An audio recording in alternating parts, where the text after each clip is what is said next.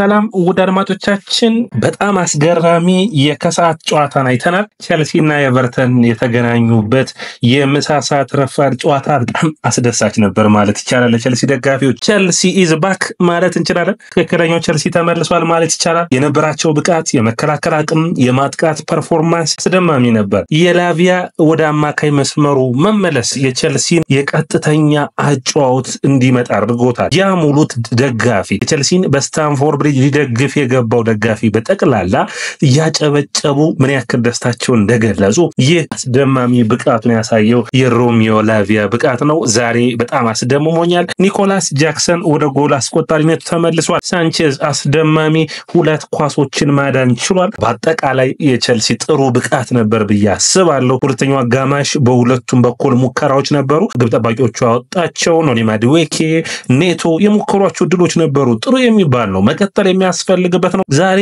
የቸልሲ ጨዋታ ዳይናሚክ ነበር። የማጥቃቱ ግስጋሴ የሆነ ውጤት እንደሚያመጣ በግልጽ የሚታዩ ጥረቶች ነበሩ ብዬ አስባለሁ። ቻሎባና ኮልዌል በመከላከሉ በኩል ካይሴዶ፣ ኮኮሬላ የሙከሯቸው ድሎች ነበሩ። በጣም ጥሩ የሚባል ነው። በአጠቃላይ ቸልሲ ወደ አውሮፓ ቻምፒዮንስ ሊግ ለመሳተፍ የሚያስችልበትን እድል በሚቀጥሉ ጨዋታዎች እድሎቹ ቢወሰኑም ነገር ግን ዛሬ ለሌሎች ተቀናቃኞቹ ያስተላለፈው መልእክት የቡድን ቀልድ አይደለም። ቸልሲ ተመልሶ በቀጣዮቹ ጨዋታዎች ሊቨርፑል፣ ማንቸስተር ዩናይትድ፣ ኒውካስትል እና ኖቲንግሃም ፎረስትን በሚገጥምበት ጨዋታ ጠንካራውን ሊቨርፑል የምናይ ይመስለኛል። እንግዲህ በኔ እይታ ጥሩ ፐርፎርማንስ አሳይቷል። እናንተስ ምን ትላላችሁ? ኮሜንት መስጫ ቦክስ ላይ አስቀምጡልኝ። የዛሬው ውጤት ማሸነፍ አይደለም ወደርማቻችን፣ እንደ ቡድን የተጫወቱበት መንገድ ጥሩ ነው ብዬ አስባለሁ። ቢያንስ የቸልሲ የማጥቃት አቅም ኮል ፓልመር ኳሶችን ሲገፋ ይታያል። የላቪያ ሩጫዎች፣ የማዱዌኬና የኔቶ በጨዋታው ውስጥ የፈጠሩት እድሎች ጥሩ የሚባሉ ነበሩ ብዬ አስባለሁ። ቸልሲ እንግዲህ ቻምፒዮንስ ሊግ ተሳትፎ የሚያግዘውን ውጤቶችን ማምጣት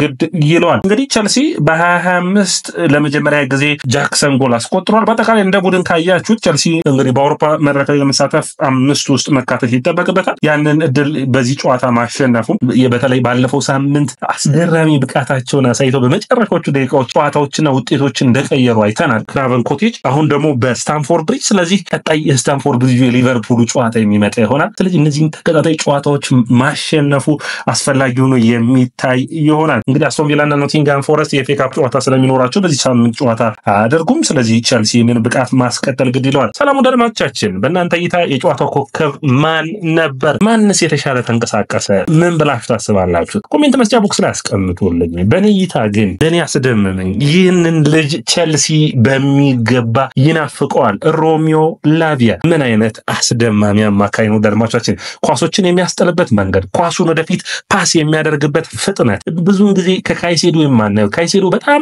ኳስ ፕሮግረስ ማድረግ ላይ ጥሩ ክህሎት ያለው ተጫዋች ነው። ኢንቨርትድ ዊንገርም ሆኖ ብቃቱን እያየን ኳስ ሲያስጠል አስደማሚ ብቃት አለው። ቦል ፕሮግሬሽን እና ኳሱን ወደፊት በመምራት ላይ ግን ይሄኛው ላቪያ በጣም የተሻለው ነው ይታየኛል። እናንተ ምን ትላላችሁ? የጃክሰንን ጎል እንዴት አገኛችሁት? ይህ ድል ምን ያክል ለቸልሲ ያስፈልገዋል ብላችሁ ከጠየቃችሁ በተከታታይ ሁለታቸው ለወጣው በብሬንፎርድ እና እንዲሁም ደግሞ በኢፕስዊች ታውን ማሸነፍ ሲጠበቅበት ነጥቦችን ለጣለው ቸልሲ ይህ ድል አስፈላጊ ነበር ብዬ አስባለሁ። ቀጣይ በሜዳው ሊቨርፑልን የሚገጥም ይሆናል። ኒውካስትልን ከሜዳው ውጭ፣ ማንቸስተር ዩናይትድን በሜዳው፣ ከዛ ውጭ በመጨረሻ ደግሞ የሚሆነው የኖቲንግሃም ፎረስትን ከሜዳቸው ውጭ የሚያደርጉት ነው። አሁንም በኔ እይታ የቶፕ 5 ጉዳይ በቸልሲ እጅ ውስጥ ነው ያለ። ምክንያቱም አንደኛ ኒውካስትልን እና ኖቲንግሃም ፎረስትን ቀጥተኛ ተቀናቃኞቹን ይገጥማል። ሁለቱን ጨዋታዎች የማሸነፍ እድል ካለው ምንም ጥያቄ የለውም ወደ አውሮፓ መድረኩ ለማለፍ እስከ መጨረሻው ጥረት መፎካከል ይጠበቅበታል። ማንቸስተር ዩናይትድ ትኩረቱን የሚያደርገው በተለይ በሚጠበቅበት ሁኔታ ብዙውን ጊዜ በዩሮፓ ሊጉን ማሸነፍ ወደ አውሮፓ ቻምፒዮንስ ሊግ መሳተፍ ስለሚፈልግ ያንን ተከትሎ ማንቸስተር ዩናይትድ ቀለል ያለ ጨዋታ ሊሆን ይችላል ብዬ አስባለሁ። ቀጣይ ሳምንት ግን ሊቨርፑልን በሜዳው ቸልሲ የሚያሸንፍ ከሆነ በጣም ተጠባቂ ጨዋታ የሚያደርገው ይመስለኛል። ኔቶ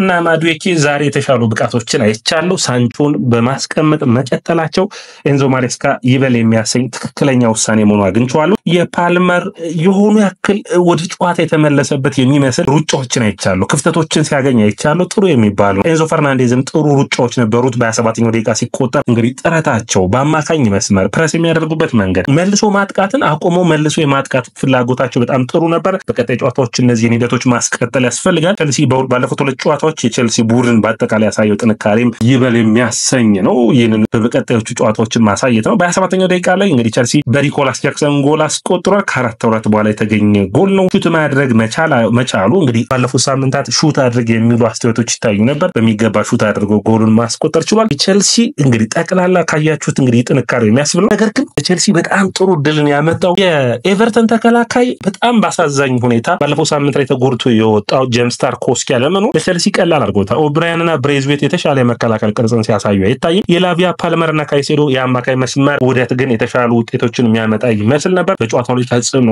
ፈጥሯል። ላቪያ ስለ ላቪያ እናወራው አድማጮቻችን በጣም ያስደምሞኛል። ዛሬ ካይሴዶ ከቀኝ መስመር ኢንቨርትድ የሆነ ስፔሶችን ለመሸፈን የሚያደርገው ጥረት ኒጃይን በሚገባ ሸፍኖታል። ነገር ግን የላቪያ የአማካይ መስመሩ ላይ ድርሰን ጋያጎየን እንዲሁም ደግሞ ጋርነርን የሚፈትሽ ፓሶችን ነበር የሚያደርገው። ያስፈልጋል ነው። በመስመር የሚጫወቱ ተጫዋቾች ደብል አፕ ከተደረገ በኋላ ለሁለት ተከላካዮች ከተያዙ በኋላ ምን ያደርግላቸዋል? ኳሱ ባይላክ። ስለዚህ በሚገባ ኳሶች ላይ ሽፋን እንዲሰጥ የሚያደርጉ ኳሶችን አጋጥሞታል። ጥሩ የሚባል ነው። በጣም አስፈላጊ ብቃታቸውን ያሳዩበት ነው።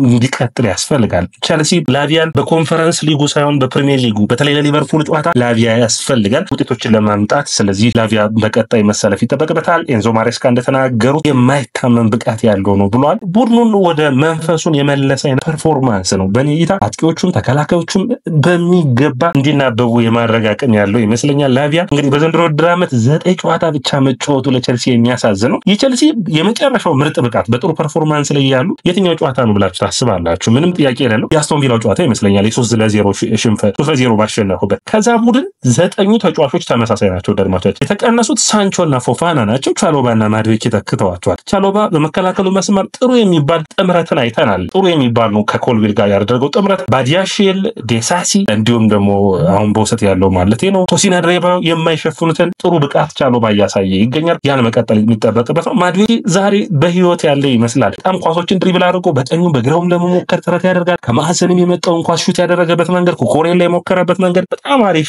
ኳሶችን ሲሞክሩ ይታያል። የቼልሲ ደጋፊዎች ለላቪያ ያሳዩት ፍቅር ግን ይበል የሚያሰኝ ነው። በዘንድሮ ውድድር ዓመት 9 ጨዋታዎችን መጫወቱ በቀጣዮቹ ጊዜያቶች እንደ ጄምስ በደንብ ከተንከባከቡት በኤንዞ ማሬስካ ቡድን ውስጥ ሳይሆን ለላቪያ ለቼልሲ ሁሉ ለቀጣይ አመታቶች አስፈላጊ ተጫዋች ነው። ጉዳት ከሌለበት የዚህ ልጅ አስደማሚ ብቃት እንዳለው ግን የሚታይ ነው። በዓለም ላይ ካሉ ምርጥ አማካኞች ውስጥ መሳተፍ የሚያስችለውን ብቃት ማሳየት የሚችል ይመስለኛል። ከዛ ውጭ ጉዳት ከሌለበት ማለት ነው። ካይሴዶም ጥሩ ነው። ከዛ ውጭ ጄምስ ተቀይሮ ገባ።